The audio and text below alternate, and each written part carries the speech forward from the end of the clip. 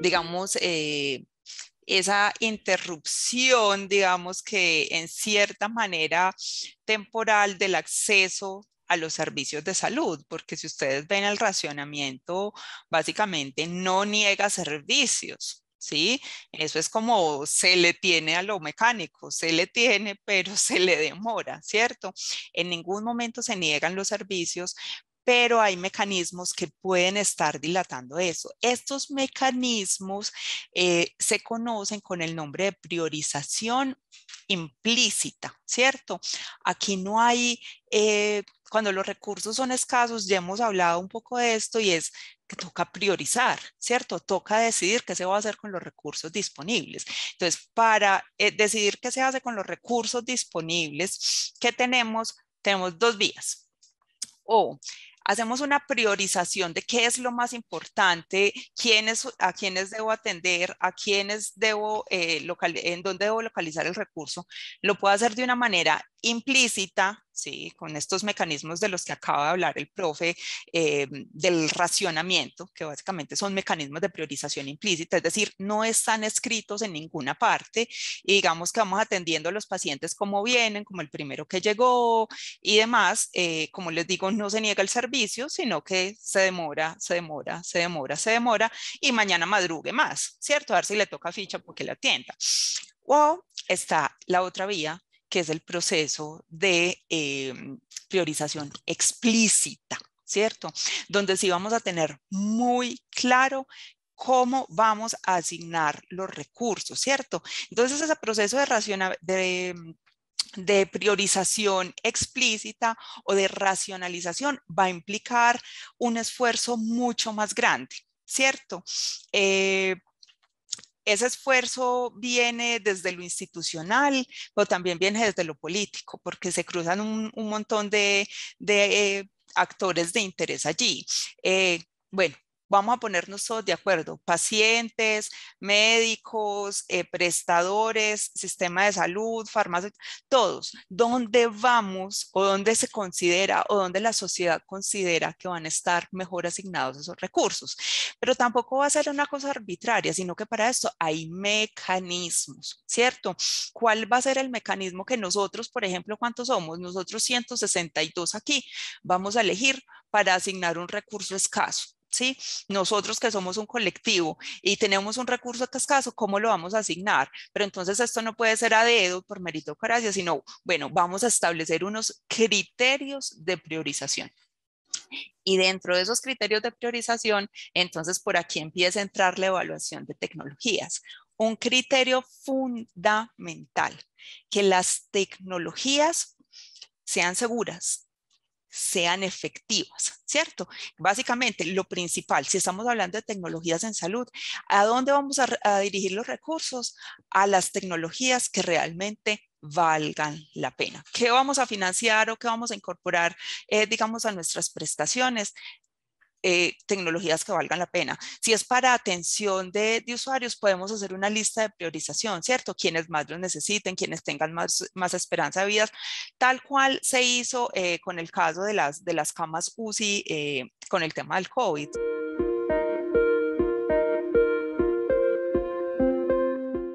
Bien vale la pena reconocer que de alguna manera hace parte de los instrumentos que nos permiten responder por los objetivos del sistema de salud. Un sistema de salud, decimos, tiene tres objetivos fundamentales, que se ha denominado también la triple hélice. El primero es mejorar la salud. Un sistema de salud, nos toca recordarlo, está destinado a mejorar la salud. El segundo objetivo del sistema, lo paso rápido, se trata de brindar un trato adecuado al acceso. Aquí hay una corriente mundial muy fuerte, muy potente, que lo denominamos la cobertura universal en salud. No en el entendido de la afiliación como lo hemos entendido en Colombia, sino definitivamente de garantizar que todas las personas efectivamente puedan usar los servicios de promoción, prevención, diagnóstico, tratamiento, rehabilitación y cuidados paliativos que necesitan con calidad suficiente para ser eficaces. Es una definición que traemos desde 2014 y que hoy ya se ha desarrollado alguna métrica para establecer, bueno, entonces los países cómo han avanzado en esto. Colombia, por ejemplo, en un índice que se ha propuesto de cobertura universal en salud, alcanza un índice de 76 sobre 100, que no es malo si se compara con el resto de América Latina. Es uno de los mejores del continente de Latinoamérica, pero significa que se está faltando y está faltando especialmente por falta de cobertura efectiva en algunos servicios. Por ejemplo, en promoción en prevención y en tratamiento de cáncer. Y finalmente, y el tercer objetivo que no me parece acá, es la protección financiera. Bueno, un sistema de salud debe garantizar que las personas no tengan que realizar efectivamente, Carlos, con el menor gasto de bolsillo. Ese es el tercer propósito. Esto es que tenemos un sistema o un seguro que está garantizando que las personas no tengan que pagar por eso. De modo que estado de salud, cobertura universal, protección financiera, son tres propósitos fundamentales. Y la evaluación de tecnologías en salud, entonces, nos va a ayudar a que ello sea posible.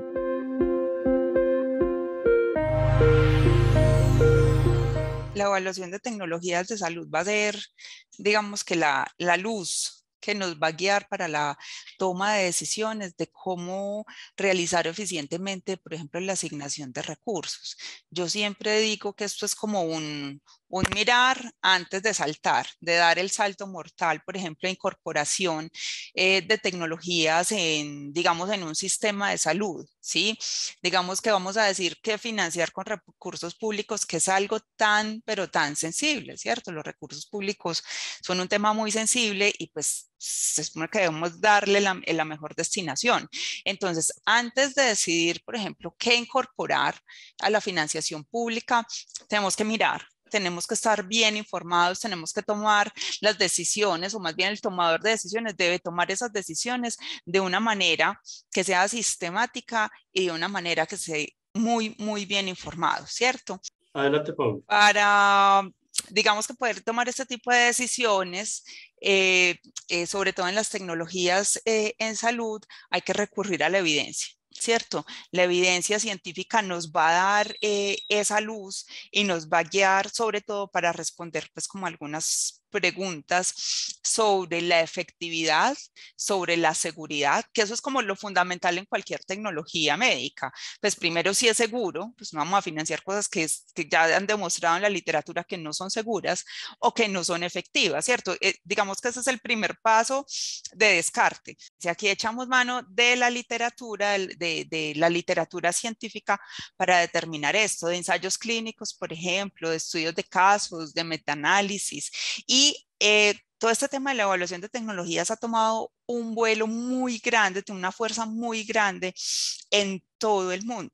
Entonces, digamos que cada vez se toman más decisiones apoyadas en esto, en la evidencia disponible, en la mejor evidencia disponible, ¿cierto?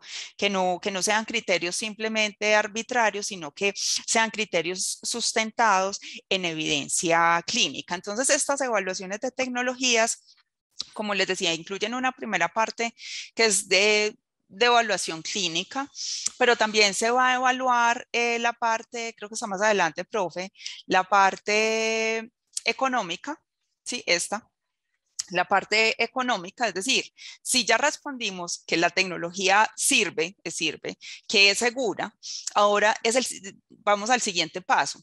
Bueno, dados los beneficios que nos da esa tecnología en salud, ¿se justifica el costo adicional que vamos a tener que pagar por ella? Porque recuerden que muchas de estas tecnologías muy novedosas, muy sofisticadas, claro, llegan con costos más altos, pero entonces, bueno, sirve, es maravillosa, pero los beneficios reales en salud que me da sí justifican el costo tan elevado que tendré que pagar por ella. Entonces, esa pregunta nos la ayuda a responder otro tipo de estudio. Si los anteriores nos los ayudaba a responder, por ejemplo, los estudios de clínicos, esta pregunta nos la va a ayudar a responder la evaluación económica, ¿cierto? Otra pregunta que nos ayuda a resolver el estudio económico, ¿cuál es el impacto presupuestal? Digamos que es costo efectiva, ¿cierto? Que nos dio un análisis que la tecnología es costo efectiva. Otra pregunta que sigue, ¿cuál va a ser el impacto presupuestal para mi organización o para a nivel nacional o de presupuesto nacional, la incorporación de esa tecnología? ¿Cierto? ¿Cuánto me va a costar anualmente? ¿Cuánto más tendré que desembolsar de recursos públicos para esa financiación, por ejemplo? ¿Sí? Y súper importante, el país puede asumir ese impacto presupuestal.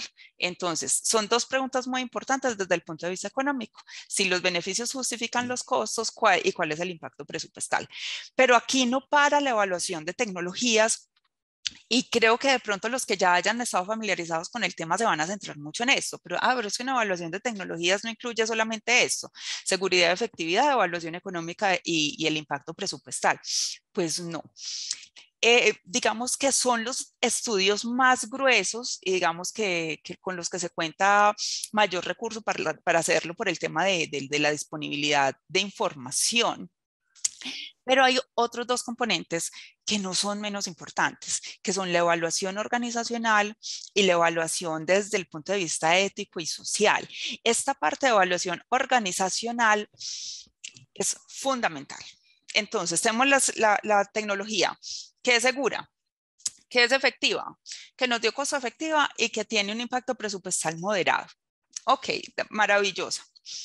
Pero vamos a ver, y tenemos la estructura organizacional para implementarla, por ejemplo, en todos nuestros hospitales, ¿sí? Llevar esa tecnología a todos y cada uno de los municipios. El tema, por ejemplo, de las guías de práctica clínica. Muchas guías recomiendan la utilización de determinadas tecnologías, ¿sí? La recomendación fuerte, no sé qué. Pero la mayoría de hospitales del país estará equipada con esa tecnología que recomiendan tan fuertemente las guías. Ahí está la pregunta, ¿cierto?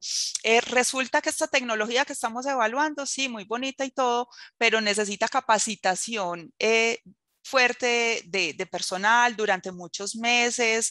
Entonces es capacitar personal para el manejo, para la interpretación, para mil cosas. Podemos hacer eso en todos los países, en todos los, digamos, centros hospitalarios del país. Tenemos la infraestructura necesaria para asumir esa tecnología.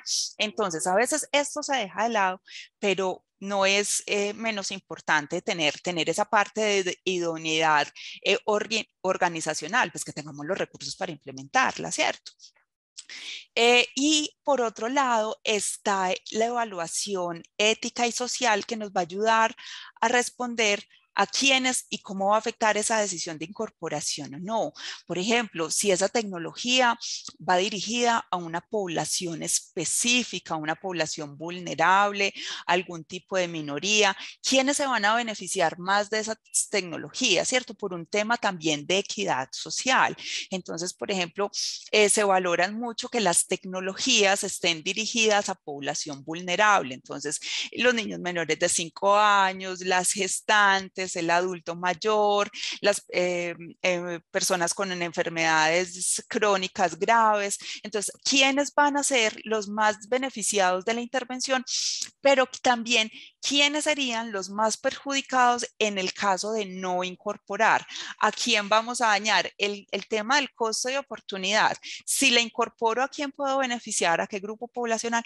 Pero si en el caso de que no la incorpore, ¿quién o cuál va a ser el grupo poblacional más afectado? ¿Y esto para qué va a ayudar? Para tomar esa decisión. Si ya tengo identificado cuál va a ser mi grupo más perjudicado, pues ¿qué voy a hacer con ese grupo? ¿Cierto? Pero no lo puedo dejar simplemente al aire, sino qué voy a hacer, cuáles son el plan de acción que voy a hacer con ese grupo poblacional que puede resultar afectado acá.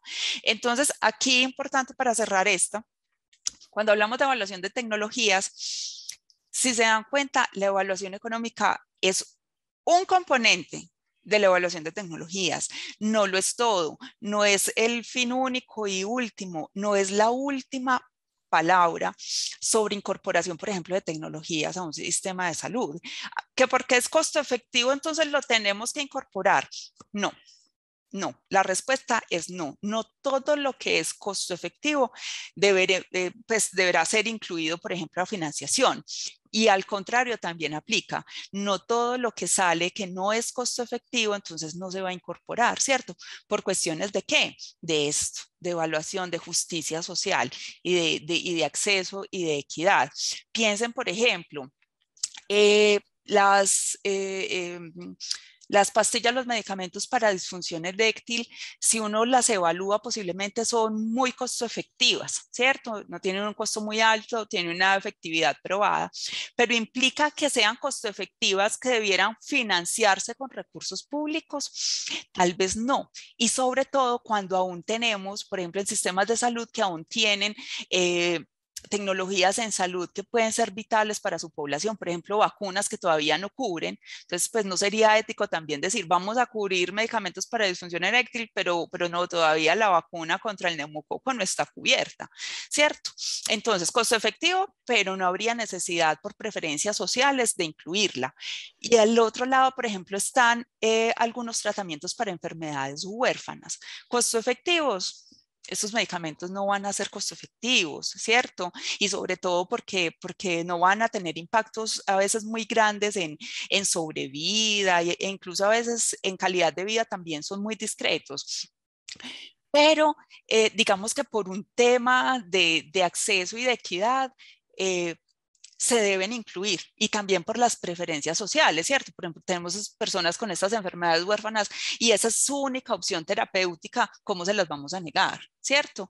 Entonces aquí entran más otro tipo de análisis y sobre todo un tema que ustedes van a ver más adelante, que es el tema de los marcos de valor. ¿Cómo se establecen esos marcos de valor y cómo lo establece cada país? ¿Qué es lo importante y cuál es el valor que se le asigna a las tecnologías en términos de qué? Para tomar este tipo de decisiones.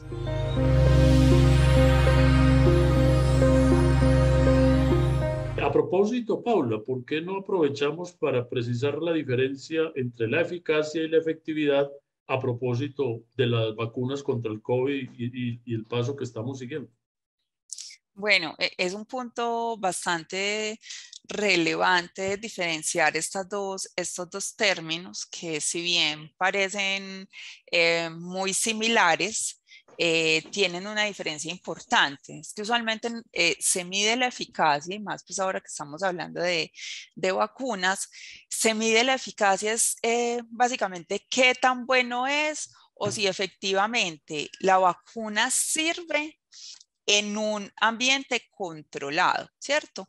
Todo ese tema de los ensayos clínicos, las vacunas lograron demostrar que son eficaces, ¿sí? Sirven en entornos controlados, es decir, yo tengo mis pacientes vistos, son pacientes que los tengo clasificados, que vienen juiciosos, si la segunda dosis es a los 28 días, vino exactamente a los 28 días, le puse la vacuna, si le sugerí que no podía tomar licor, entonces fue juicioso y controlé, o que debe llevar una dieta específica, ¿cierto? Un ambiente totalmente controlado, como lo vemos en los ensayos clínicos, que hacen igual los medicamentos. Todo muy controlado. Y por ejemplo, en los medicamentos vemos el medicamento funciona a la maravilla, pero en el ensayo clínico. ¿Sí? Mientras yo tengo a los pacientes medidos, pesados, con el peso controlado, con visitas periódicas, a la nutricionista, todo divinamente. Entonces, en los ambientes controlados es donde medimos la eficacia de la molécula o de la vacuna. Pero la efectividad la vamos a medir en el mundo real, donde ya el ambiente no está tan controlado. Entonces el paciente que vino hoy se aplicó la vacuna y que le dije que volviera en 28 días, no vino en 28 días. ¿Sí? Sino que vino cuando pudo, en 30, en 40, en 50 días, cuando pudo, cuando se acordó, ¿cierto? Al paciente que le dije, no vas a ingerir licor en 48 horas después de la vacuna, no, era viernes y todo el fin de semana tomó, no puedes hacer deporte, salió de la vacuna inmediatamente a su partido de fútbol, ¿cierto? Entonces, ¿qué tanto va a servir, por ejemplo, la vacuna o el medicamento que estemos probando cuando lo aplico en condiciones reales, ¿cierto? Que la gente ya no está tan controlada, no es tan juiciosa. Entonces, en esos casos donde la gente no lleva, digamos que al pie de la letra, las recomendaciones, la vacuna aún sirve, aún tiene buenos índices de efectividad. Entonces, esa es la diferencia. La primera es un ambiente controlado y la segunda es un ambiente real, si funcionan en un ambiente real.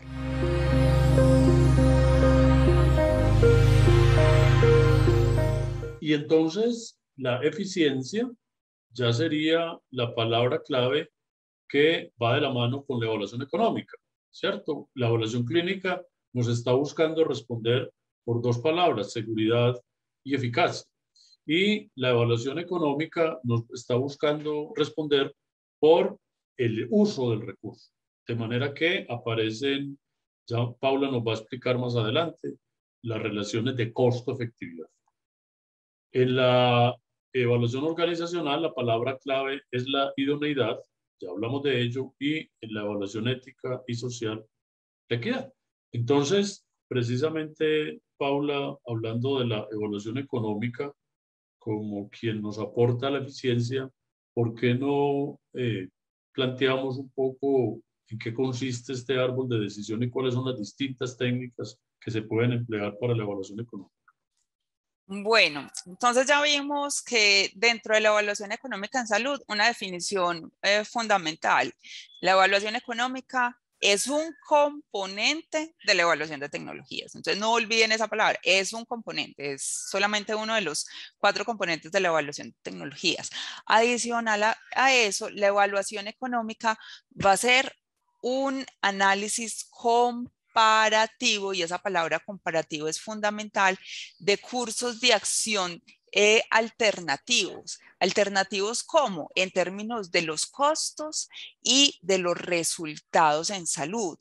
¿Para qué? Para tomar, digamos que para orientar toma de decisiones. Los árboles de decisión, de hecho, son un tipo de modelo muy empleado en la evaluación económica. Estos árboles de decisión, de hecho, los tomamos prestados más de la parte financiera porque se utilizan mucho para la toma de decisiones financieras, ¿cierto?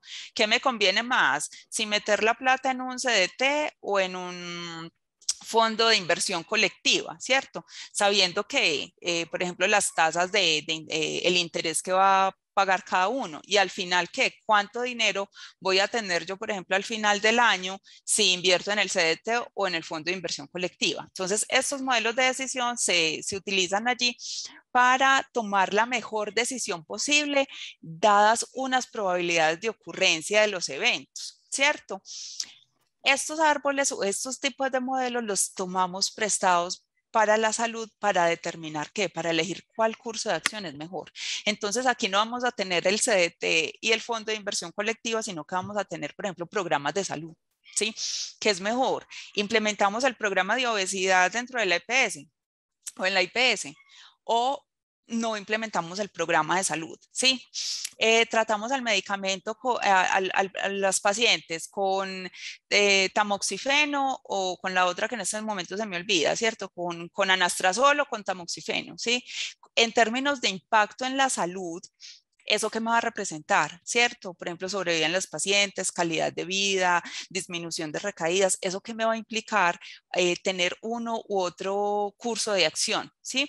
En términos de salud, pero también en términos de costos. Entonces, la evaluación económica nos ayuda a hacer ese análisis comparativo cuando tenemos dos o más cursos de acción, ¿sí? ¿Con qué vamos a tratar estos pacientes? Con el medicamento A, con el medicamento B, con la técnica quirúrgica A, con la técnica quirúrgica B.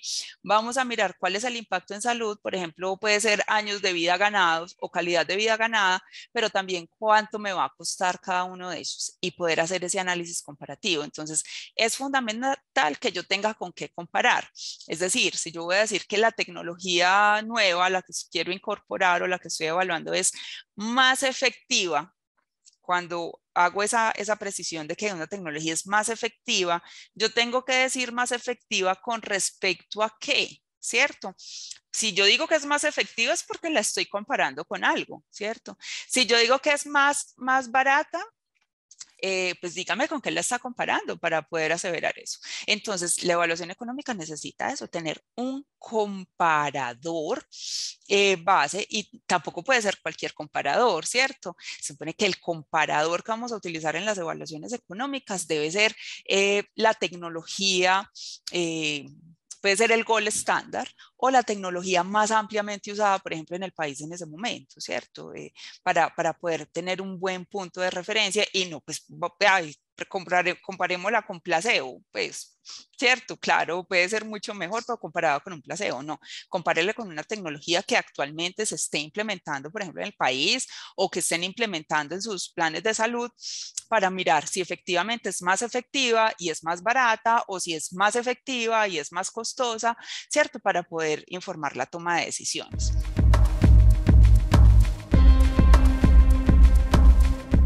Como no todo lo que dice en la literatura que es evaluación económica lo es, nosotros nos debemos asegurar de dos cosas. Que los artículos, por ejemplo, en el caso de ustedes que son usuarios de la información, los artículos que se llamen evaluaciones económicas deben considerar lo siguiente. Primero, que se examinen costos y consecuencias de las dos alternativas. Y pues segundo, si se comparan, la pregunta es, ¿se están comparando dos o más alternativas? Es decir, dos o más medicamentos, dos o más técnicas quirúrgicas, dos o más procedimientos, dos o más programas de salud. Es fundamental, ¿sí? Entonces, si la respuesta es sí, ahora nos preguntamos, ¿se están examinando los costos? Y no solamente los costos, sino también las consecuencias. Y cuando digo consecuencias son los resultados en salud. Si la respuesta también es sí, estamos hablando de evaluaciones económicas completas. Comparan dos o más alternativas y se centran en evaluar costos y en evaluar resultados en salud. Entonces, dentro de estas evaluaciones económicas completas, vamos a encontrar al menos tres tipos de evaluaciones, ¿cierto? Vamos a encontrar las evaluaciones de tipo costo, o más bien los análisis de costo-efectividad, los análisis de costo-utilidad y los análisis de costo-beneficio. Los tres tipos de análisis son evaluaciones económicas, pero van a tener ciertas particularidades.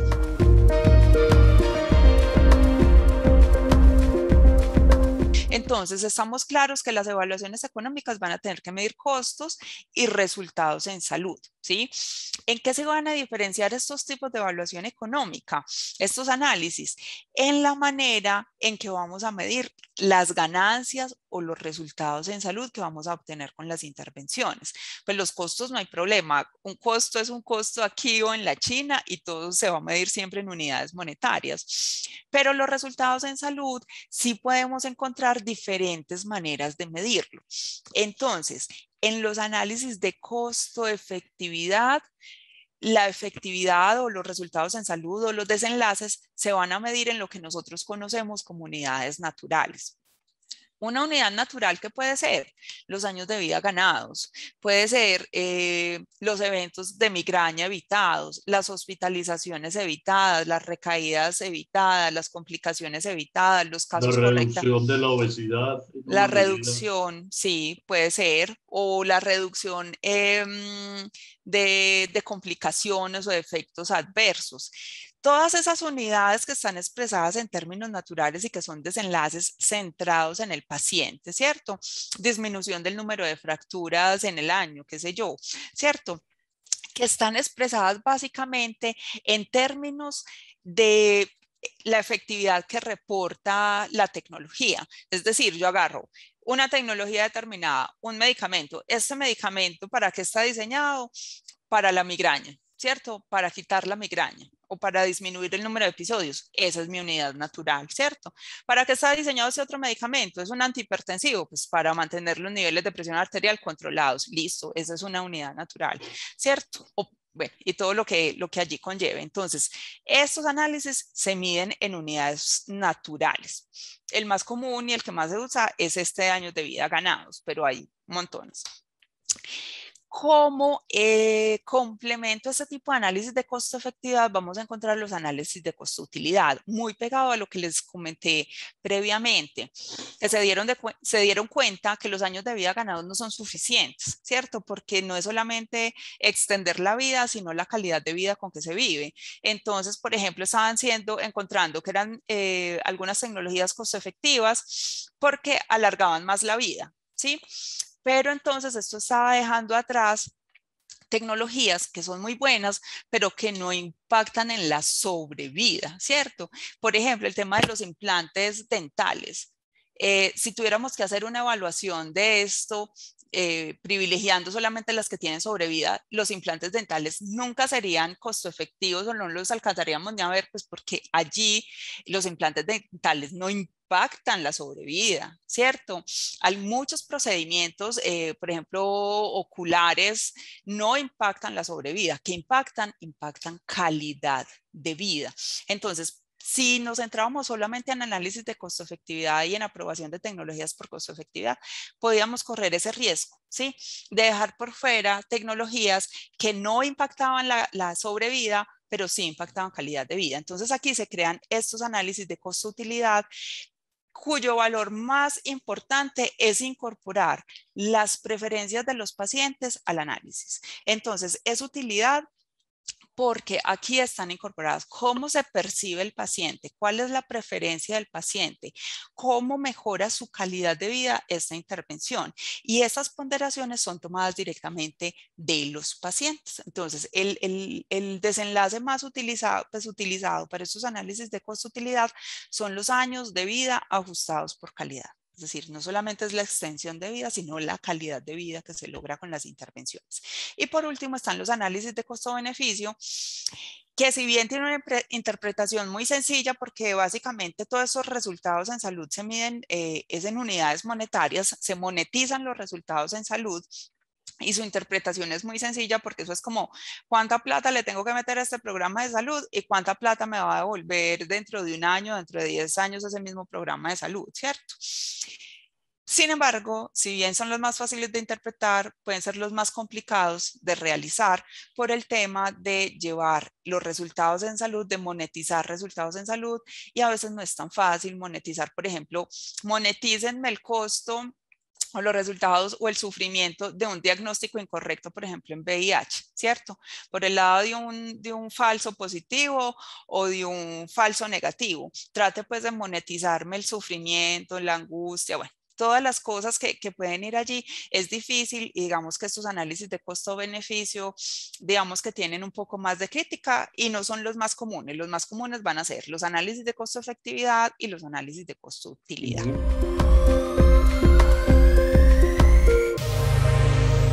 En este plano de costo-efectividad es donde venimos a tomar decisiones. Este plano tiene en el eje X la efectividad que se gana, que como decía ahora pueden ser unidades naturales o puede ser calidad de vida en la que se mida, y el eje Y es el eje de los costos, ¿cierto? Entonces básicamente aquí lo que hacemos es poner en el centro de este plano de costo-efectividad el gol estándar, ¿sí? O la práctica médica usual, lo que se está haciendo en el momento. Y a partir de ahí, de ese punto, empezar a comparar la tecnología que estamos evaluando, cómo se comporta, ¿cierto? Teniendo este análisis, uno puede encontrar tecnologías que pueden ser más efectivas y a su vez pueden ser más costosas y ubicadas en este primer plano, que ahorita hablamos un poquito. Puede encontrar tecnologías que comparadas con la práctica usual o habitual pueden ser más efectivas y menos costosas, es decir, más baratas, hacen más por menos precio. Aquí este punto lo llamamos tecnologías dominantes, ¿cierto? Aquí ni siquiera hay que hacer un análisis de costo-efectividad muy exhaustivo o pues un análisis muy exhaustivo más bien, porque pues la decisión es clara. Si yo encuentro una tecnología que es más efectiva y que además es más barata que lo que estoy usando actualmente, pues la decisión se toma sola. En ese otro plano está lo opuesto, ¿cierto? Están las tecnologías que son menos efectivas que lo que se está haciendo en la práctica usual y me cuestan más. Tienen costos adicionales. Aquí la decisión también se toma sola y estas tecnologías se conocen como tecnologías dominadas, ¿cierto? Muy raro. No, no es muy raro. Aparecen muchas tecnologías en este cuadrante, tecnologías dominadas, que no solamente hacen menos, sino que hacen menos y tienen un costo y salen mucho más costosas. No es raro ese caso. En este otro cuadrante vamos a tener tecnologías que hacen menos, que son menos efectivas, pero también son menos costosas. Entonces, digamos que el problema de decisión va a estar en estos dos cuadrantes, ¿cierto? Y aquí es donde la evaluación económica me va a ayudar a la toma de decisiones, ¿cierto? Si el beneficio adicional amerita los costos adicionales en los que voy a tener que incurrir, eso en el primer cuadrante, o qué tan aceptable puede ser una reducción en la efectividad dada la reducción en los costos, ¿cierto? Puede pensar uno allí, si la reducción en efectividad es mínima, pero la reducción en los costos es una cosa grandísima, pues uno podría entrar como a mirar ciertos casos. Bueno, Entonces, la Paula, mayoría de las entonces, tecnologías van a estar en este cuadrante, en el primer ajá. cuadrante.